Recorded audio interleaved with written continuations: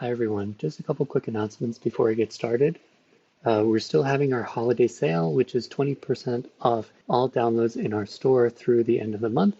We are currently doing our holiday giving drive. We're almost to the halfway point and we have a little over 2 weeks left.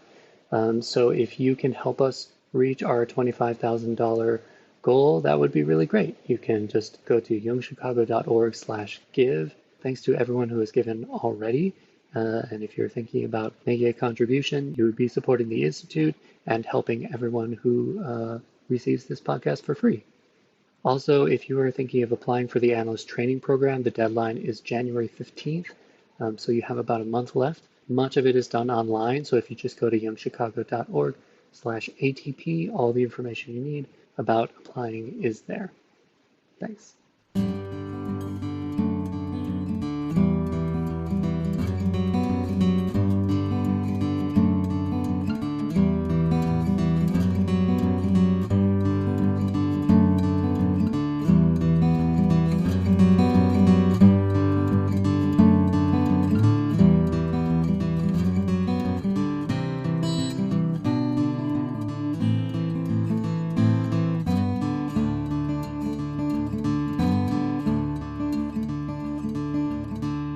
Welcome to the Jungian Anthology podcast from the C.G. Jung Institute of Chicago. Jung in the World, Jung's Two Personalities and Their Impact on Jungian Thought and Training with Mark Sabin. Mark Sabin joins us to talk about the complexity of Jung's own personality and how that has shaped the way analysts are trained today. Mark Sabin is a psychotherapist, analytical psychologist, and Jungian analyst in the UK. He is a senior analyst with the Independent Group of Analytical Psychologists and registered as a Jungian analyst with the United Kingdom Council for Psychotherapy and the International Association for Analytical Psychology. He gained an MA at Oxford University and worked for 20 years as a performer and writer in theater, TV, and film before training as an analytical psychologist. He completed his PhD at the University of Essex, where he also works as a lecturer in the Department of Psychosocial and Psychoanalytic Studies. He is the author of Two Souls, Alas, Carl Jung's Two Personalities and the Making of Analytical Psychology. Patricia Martin is interviewing him as part of this series, and her full bio is in the show notes. Now here's the interview.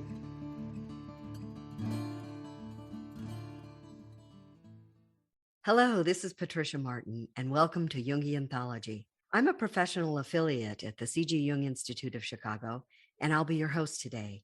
In this series, we'll be talking with people whose work intersects with Jung's ideas to tell a more contemporary story of his enduring impact in a brave new world.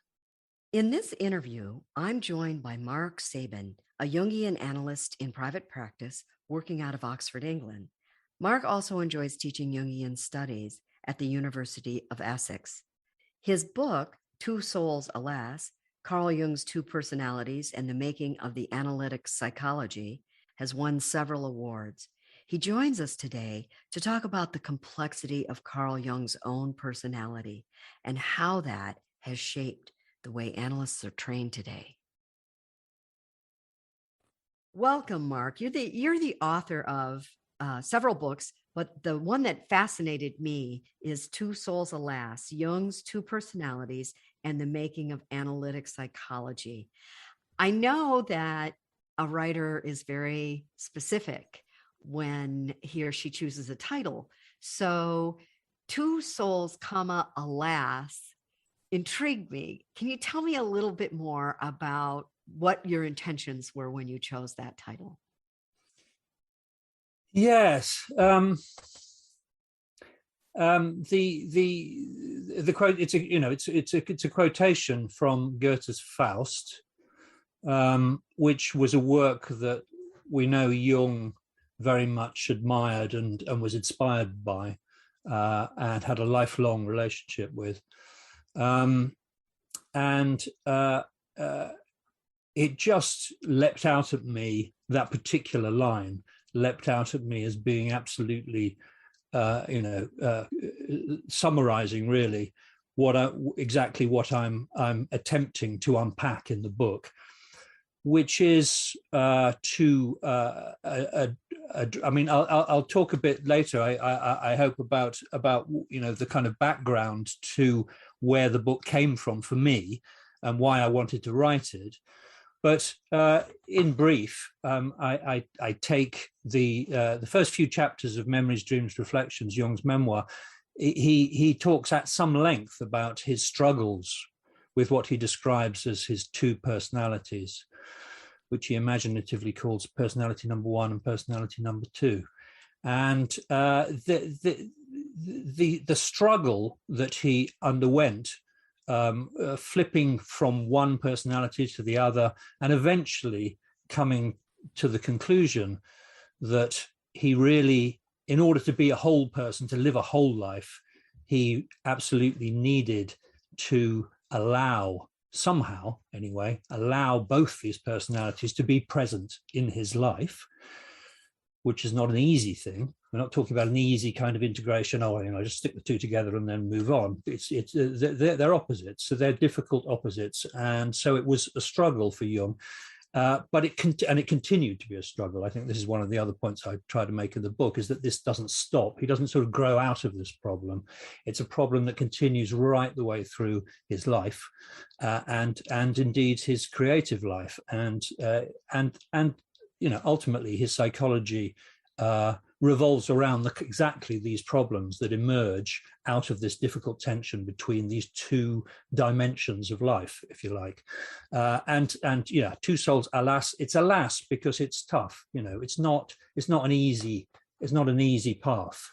And because, I mean, the way I see it anyway, it's interminable. You don't get there. There's no wonderful achievement at the end. There's no wonderful goal where you arrive and yes, I've done it, now I'm individuated. I don't believe that ever happens. I don't think there is such a thing. I think as long as you're alive, this tension continues, and indeed it's out of this tension that life comes, and the creativity of life and really being alive. That's the way I see it, and I think that's pretty well the way Jung sees it. I hope so anyway. So that was the kind of inspiration. That line just seemed to me to really encapsulate this difficult tension. Well, when I read your introduction, it was very clear to me that you had done your homework on the context in which analytical psychology was born, and Jung's role in that, and what that context looked like, and it came to you at some point that while you had learned a lot from that, it was time to really focus on Jung. So what I'm curious about is, why did you want to do all that homework? Why did you want to write this book? Yes, well, that came out of something that I'd been working as a Jungian analyst for a number of years. And I'd also had a sort of sideline in teaching about Jung. I first of all started teaching on a drama therapy course. I taught the students there about Jung, and I realized that I enjoyed teaching. I enjoyed the interaction, I enjoyed the connection, which made a change from the kind of slightly lonely life of being an analyst. And I realized that the other reason I liked teaching, apart from the fact that it meant that I was kind of with people and interacting with people in this way, was that I couldn't teach it without understanding it. And I realized quite quickly that the things that I thought I understood, I maybe didn't understand quite so well. So it kept taking me back to working on this stuff. And one of the things that kept coming back for me as a problem is this idea of the opposites. So as you know, you can't open a page of Jung without finding him sort of referring to this, what he calls the problem of the opposites, or the opposites. The opposites comes up all the time, and yet when I kind of looked around for a book on this, I thought, well, I'll get some help from somewhere, but I couldn't really find anything out there. I couldn't find. There weren't very many articles that looked at this question, and there were no books. So I thought, well, there's a gap in the market. Somebody really should should take a look at this and work it up a bit. And after a while, my interest in teaching extended, so I found myself teaching at the University of Essex in a relatively small way at that stage. And after a while, I started thinking, well, there are two things I'd like to do here. One is, I had an ambition. I wanted at some point to write a book, and this felt like my topic for some reason. This felt like something that I, for the reasons I've mentioned, this was something that I wanted to get into. But I also wanted to get a PhD. I wanted to do more teaching, and I wanted to have, be involved in the academic life slightly more. So I thought, well, I need a PhD in order to do that. So, kill two birds with one stone. I'll do the PhD, and the PhD will be, what comes out of the PhD will be the book. And so, and that obviously, as you can imagine, involved me in taking it pretty seriously in terms of research. So I really did have to get down to it in terms of researching the topic. And I immediately, I sort of dived in the deep end, because the idea of the opposites, crops up in all sorts of different arenas, but I mean, particularly in philosophy, comes up in linguistics as well. And so I kind of explored all that. I wrote this huge, detailed first chapter, as it was supposed to be, all about, Aristotle and the excluded middle, and, Schelling and Hegel and what have you. And then after a while, I realized that this wasn't taking me anywhere near Jung. It was, if anything, I was heading off into the ether. And I thought, well, this isn't going to work, so I can't do that. So I mean, I'm glad I did that research, but I then thought, well, I've got to really ground this in Jung. And if you ground it in Jung, that doesn't mean grounding it necessarily in his ideas, although that's obviously part of it. It means grounding it in Jung's life, Jung's experience. Because one thing I have found about Jung is that his ideas all stem from his life. He lives this stuff. He lives it first, and then he develops the ideas. Some thinkers, yeah. Well, the thing that was also fascinating to me about that is, he admits that he says in an open speech, he's proud of it. Yeah, I mean, he thinks that, and that's what, he constantly calling himself an empiricist, and I think that's what he means more than anything else. He means this stuff is grounded in my life. I didn't just think it up and then sort of look around to see if it fitted. I lived it, and then the idea emerged from the living, which is a strength. I think that is a strength. In psychology, anyway. In a mechanistic, scientific world, there would be people who say no. Absolutely. Right? Yeah. That it's not empirical enough if it's coming from you. Yeah. But isn't that interesting? Because, absolutely. But immediately one gets into these two opposites again, because you've got this kind of scientistic, mechanistic, the worshipping of the objective, separation of the observer and the thing observed, and so on.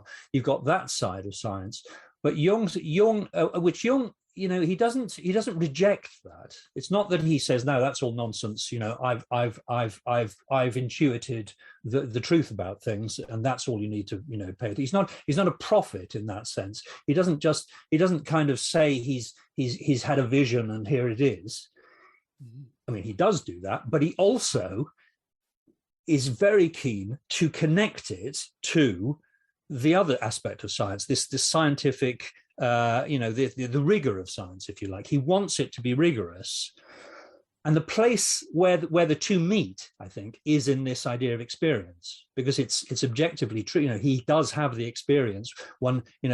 Psychological life is something that is real, as he continually insists on. Now, these are realities, but they don't quite, if you look at science or knowledge in a one-sided way, you end up with this rather denuded, one-sided, thin version, which is this mechanistic version of science. So that's not enough on its own.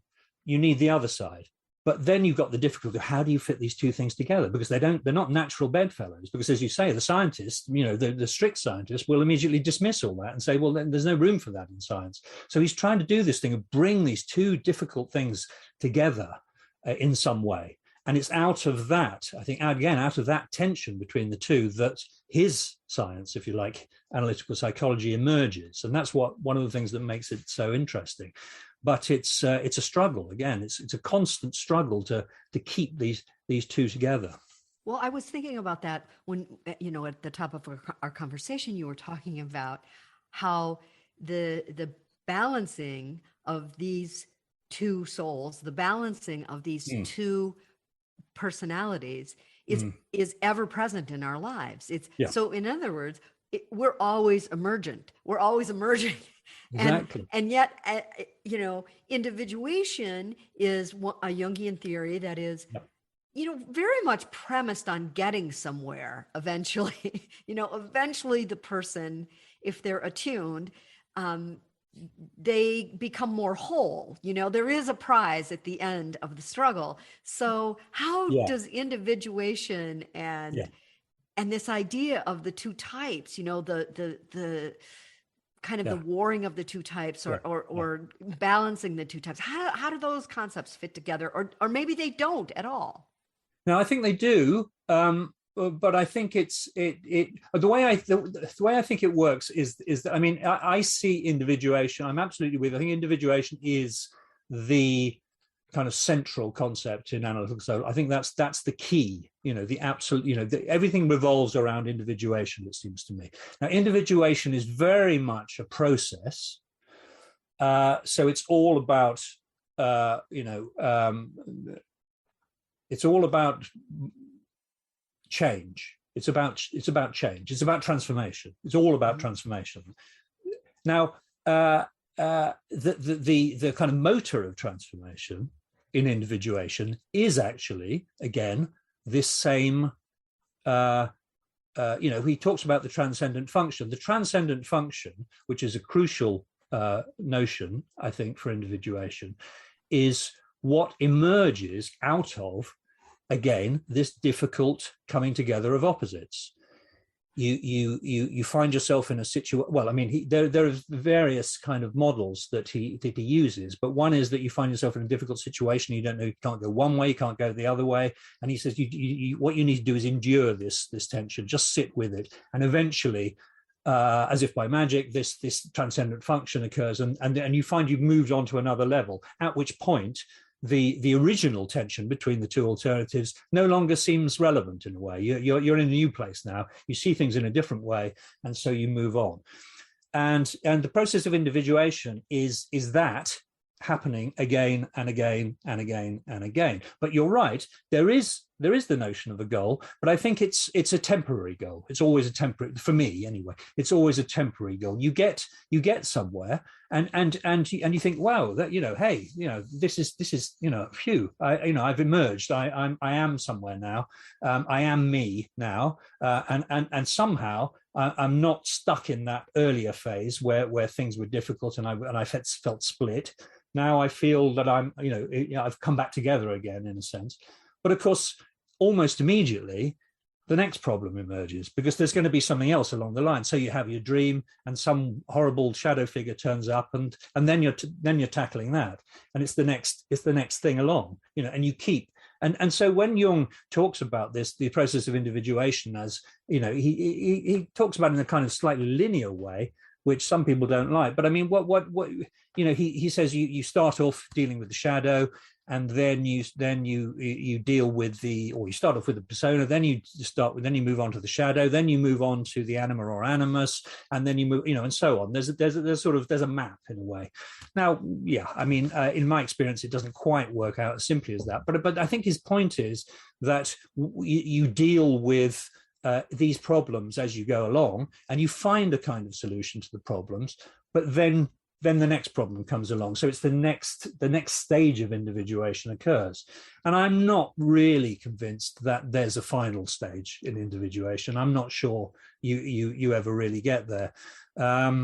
so for my money, the emphasis should be on the process. It's always the process, and the process always involves this dealing with whatever one wants to call it, the other, the unknown, the unconscious. It's when it comes down to it, this meeting of conscious and unconscious. Because another model he uses for the idea of the transcendent function is the idea of active imagination. And so in active imagination, your conscious ego is meeting the unconscious, and that's a difficult tension as well. As anyone who's ever tried knows, it's not easy. But if you can hold that, if you can somehow enable that to happen, then this something again emerges out of it, moves you along, takes you to a new place. As we read in the Red Book. I mean, the Red Book is this fantastic sort of journey in which Jung does exactly that, and he comes up against all these problems again and again. He comes at, and they're difficult problems, and personified in the case of the Red Book, which is helpful. So I'm curious about your journey. I'm imagining that a book of this depth is its own process of individuation. And you may have, or as Joseph Campbell says about the hero's journey, you may have found yourself having a few aha moments. Were there any moments in writing this book that still stand out to you as, either that gestalt moment or that surprising moment when you discovered something about Jung that you had never considered before? Well, I think I'll answer that by talking about the shift that happens in the book, really. Because when I started the book, I'm a signed-up Jungian. I trained as a Jungian analyst. I teach Jung. Obviously, I'm deeply embedded in Jung, and that's my starting point. And I wanted to write a book that was Jungian, But the interesting shift for me that happened was that I got kind of halfway through. So I explicated, went into this, the way in which this worked for Jung, the way in which the tension between the two personalities, we can see something of the similar thing happening in terms of the way he develops the idea of typology. Say, again, you've got a superior function, an inferior function. So the tension between the two is the productive thing. That's what Jung's interested in.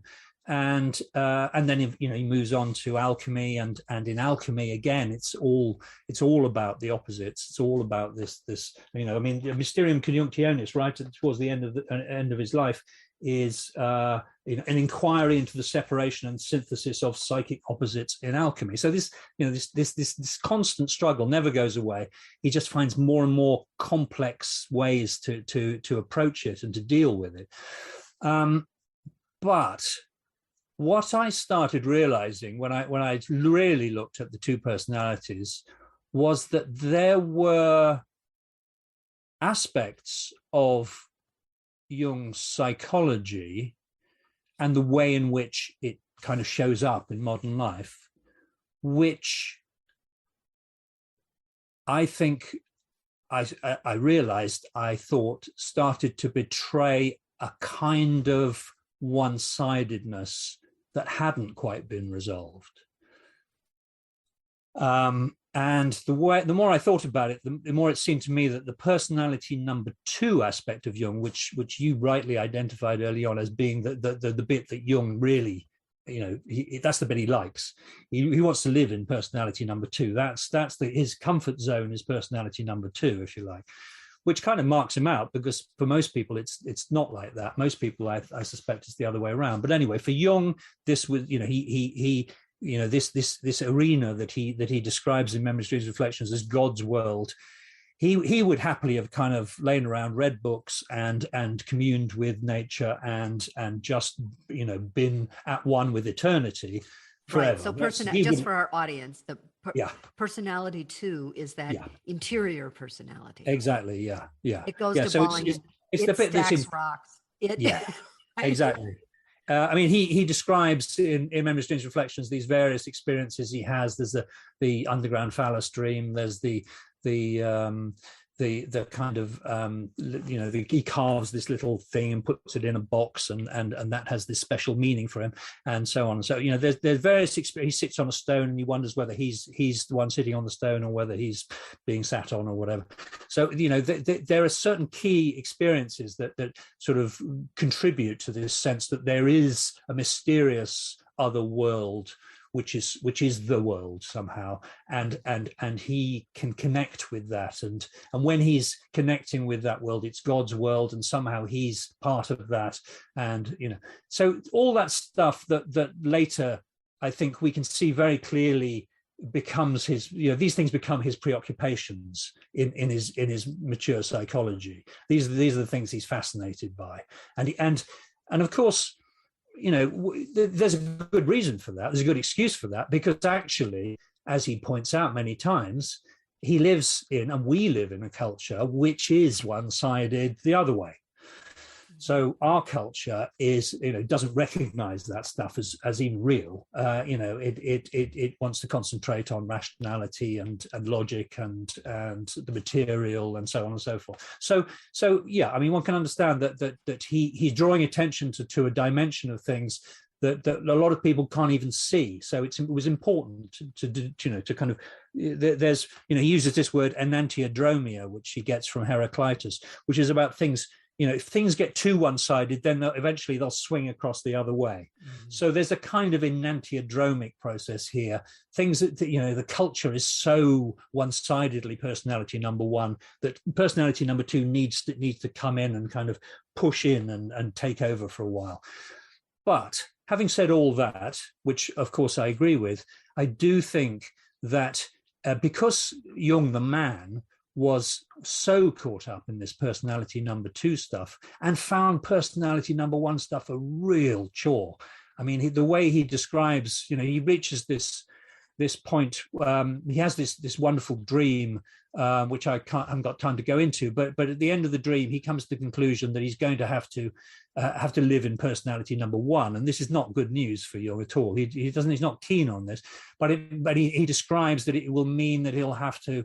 He'll have to, get involved in work and relationships and career and all that kind of, and it's going to be a real pain for him to do. You get the feeling he sees this, going ahead. But he says, but the crucial thing is, I must never forget personality number two. That has to be always there in the background, always present, and then I can do that stuff because that was the kindling. Yeah, right? exactly. Yes, exactly. It was the kindling that lit the fire that made everything else possible. But you talk about these, separateness, the separateness of these things and the coming together of these two personalities for Jung, and what a challenge that was. But it also presented a challenge for the profession of analysts and the training of analysts. And what I think you're trying to say there is, it presented a problem in that how do Jungian analysts connect with the world? How does Jungianism connect with the world? Right. I'd love to hear more about that. Yeah. So this is where I go in the book. So and in a way, this is, to get back to your initial question, this was something that I didn't know was going to happen. I didn't realize that this would lead me in this direction. And I started, feeling a bit nervous about it, to be honest. I started thinking, hang on, I'm supposed to be a Jungian, and yet I'm starting, I'm developing this position which is kind of critical, and it's kind of, questioning some of the deeply held tenets of Jungian thinking.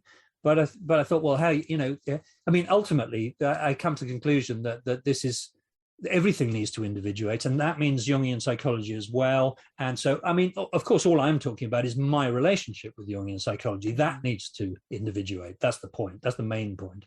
And that's why it matters to me, to get back to your question. That's why this felt like an important thing for me to do, because I felt I needed to engage with this niggling question that I'd started with, which blew up and became more and more of a problem. But anyway, to answer your second question, yes. So because my realization that there was a sort of one-sidedness actually in Jungian psychology led me to query how that showed itself and what that meant. And as you rightly point out, one of the ways that shows up is because there's a sort of a kind of bias in the direction of the inner, of the archetypal. That realm is felt somehow to be the crucial realm, the important bit. That's the bit that we're interested in, and as a result, the outer world and personality number one tends, he never fails to nod in the direction of it. He will say things like, of course, the process of individuation, is an inner process, but the great thing is that when you finished it, when you come out the other end, then you can go back into the world and it'll be much better. Your relationships will be better. But it seems to me that kind of, there's something missing in that, which is about it seems to me that the engagement with the world, that dimension of things, should always be, and according to his own logic of his own notion of individuation, these two things always need to be working off in tension with each other. That's the way we produce the third, as it were. That's the way the new thing comes. That needs to be the case here too. These opposites of inner and outer, they need to be in touch with each other as well. And so this tendency to only be interested in the inner world of the patient, say, and of course one looks at the outer world, one hears about the outer world, but one tends to interpret it back into the inner world again. It's always so okay, you're having a problem with your girlfriend, but this is really an anima problem. That's the key thing here. And there's a tendency in Jung psychology to constantly draw things back into the inner world. And of course, when you get there, then what you do is you emphasize the archetypal aspect rather than the personal aspect, because again, that's the thing that Jung's interested in, and that's the thing that Jungian analysts are supposed to be interested in.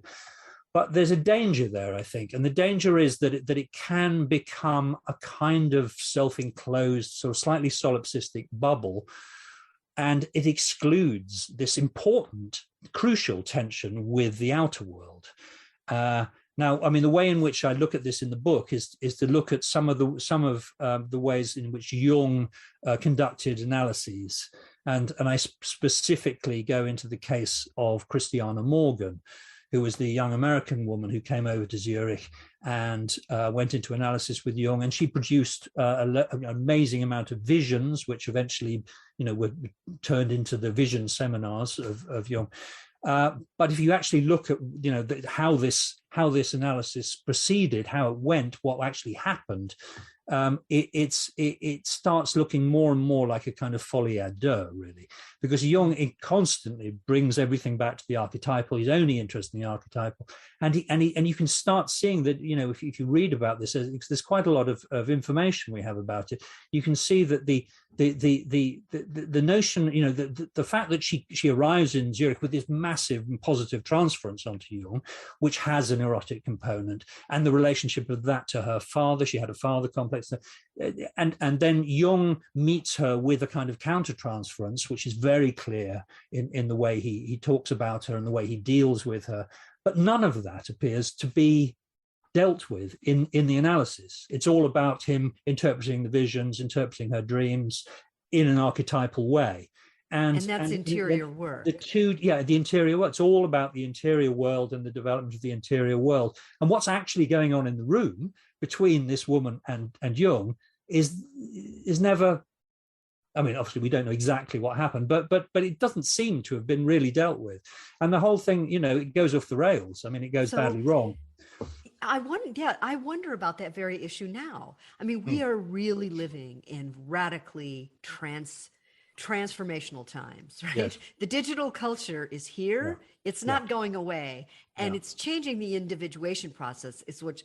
That's what I see. Absolutely. And so, taking one's questions or issues or problems that are of a psychological nature, and they come with the big wide world of the web with them, And bringing all of that inside, it seems like it's like swallowing a storm. I mean, as a contemporary analyst working day to day with patients, are you seeing any of this manifest with your patients? And I know you can't be specific, but just in general, what's in general, the gestalt there? I mean, I think the best possible example in this, you couldn't help but let this in, was the whole, is the whole pandemic, the whole COVID thing. There was this shift that really happened around the beginning of the pandemic, where I realized that not only was the whole way of doing analysis changed, because it all had to be done on Zoom and so on, or whatever. I mean, it had to be done through the internet, and that changed it in all kinds of ways that were not immediately apparent.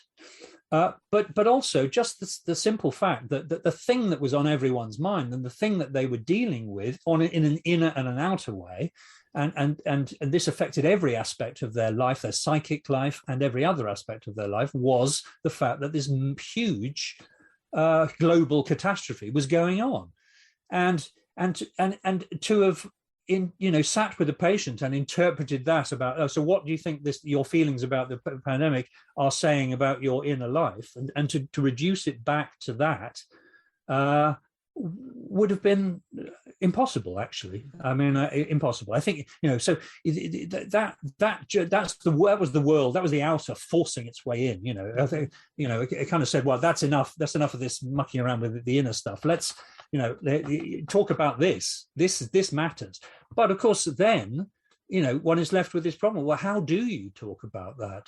Because if all I'm used to talking about is the neuroses of my clients, and how every dream points to that, and their active imaginations, and the development of all sorts of inner relationships with inner persons, such as the anima, and so if that's what I'm used to doing, how do I turn this around and start talking about the pandemic?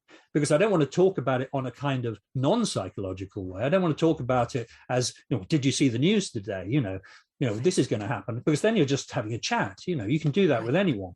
So what can one bring psychologically? How can you make this psychological? And I think that became that's exactly the process that I think psychology needs to be doing all the time, which is bringing together this, because I'm not saying that the inner is irrelevant at all. I'm not saying that the only thing that matters is the political or the economic or the whatever catastrophe is going on.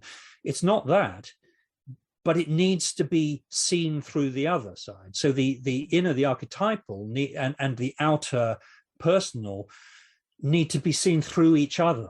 So you find a way to address what's going on using, and you don't just discard all the archetypal stuff. That actually is helpful, because it offers us all kinds of ways to talk about this kind of event.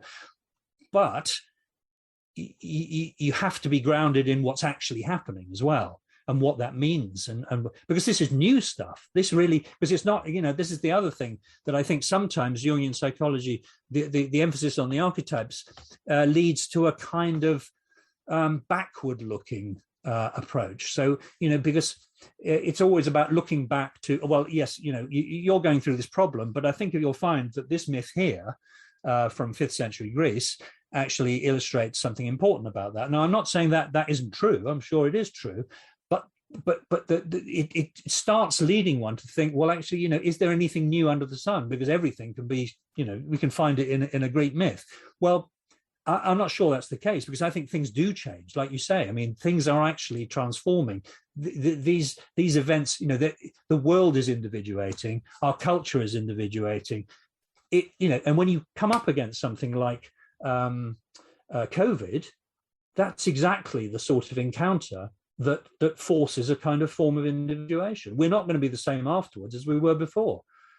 So that needs to be reflected, I think, within the therapy as well. Now, I'm not saying I know how to do all this.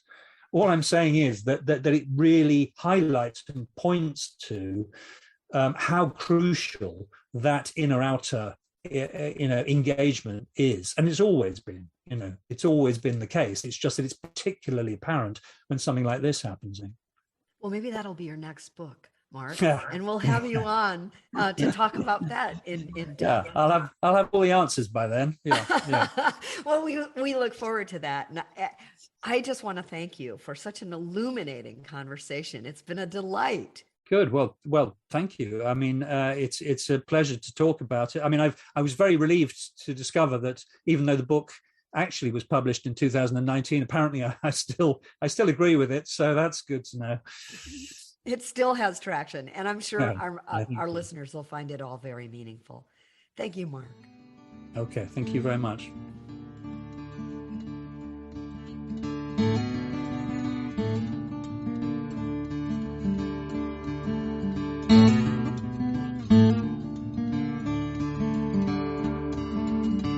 This podcast is distributed under a Creative Commons Attribution, Non-Commercial, No Derivatives license.